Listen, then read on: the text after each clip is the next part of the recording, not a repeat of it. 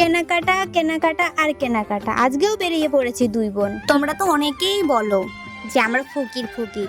সত্যি আমরা তো এমনিতেই ফকির ছিলাম, তারপর এই যে কেনাকাটা করতে করতে আমরা আরো ফকির হয়ে গেলাম। এবার তো আমরা দেখি বাটি হাতে যে রেল স্টেশনে বসে থাকতে হবে। গরিব হয়েছি তাই কি হয়েছে, বাড়ি থেকে বেরোনোর সময় তো আমরা সেই স্টাইল মেরে বের হই।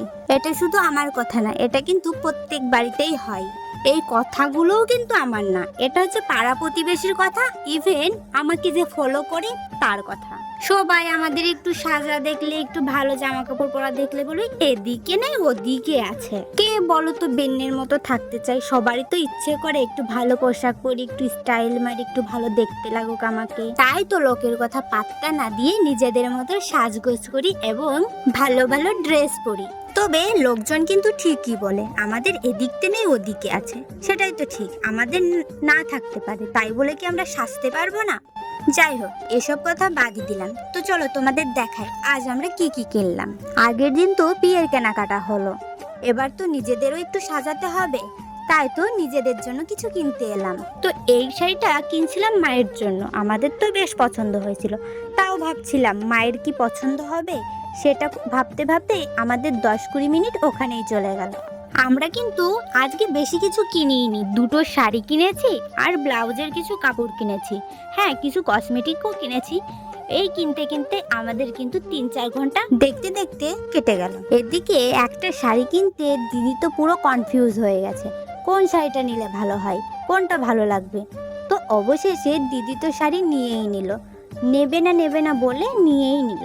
আর আমার দিদির একটাই সমস্যা, শাড়ি তো পছন্দ হয় কিন্তু সেই পছন্দের মধ্যে যে কত খুঁত বার করে সেটা ওই জানে।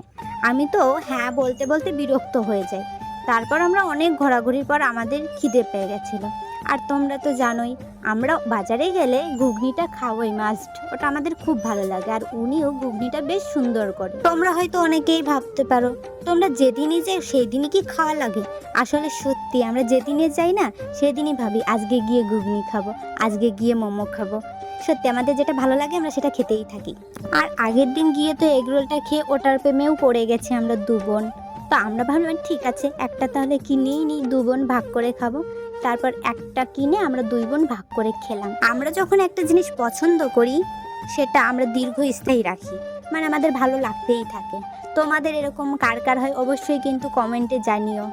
আর আমি যে কথাগুলো বললাম এগুলো কিন্তু আমি সবাইকে বলিনি, যারা আমাদেরকে নিয়ে উল্টো পাল্টা কমেন্ট করে আমি শুধু তাদেরকেই বললাম। তাই সবাই কিন্তু গায়ে নিও না, আমি কিন্তু তোমাদের কিছু বলিনি।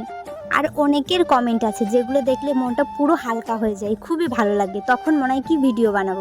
কিন্তু কিছু কিছু মানুষের কমেন্ট দেখলে ভিডিও বানানোর ইচ্ছাটাই নষ্ট হয়ে যায়। তোমাদের কমেন্ট দেখলে আমার সত্যি খুব ভালো লাগে। তো আমার পাশে থাকো এভাবে। ভিডিওটা এই পর্যন্ত, বাই।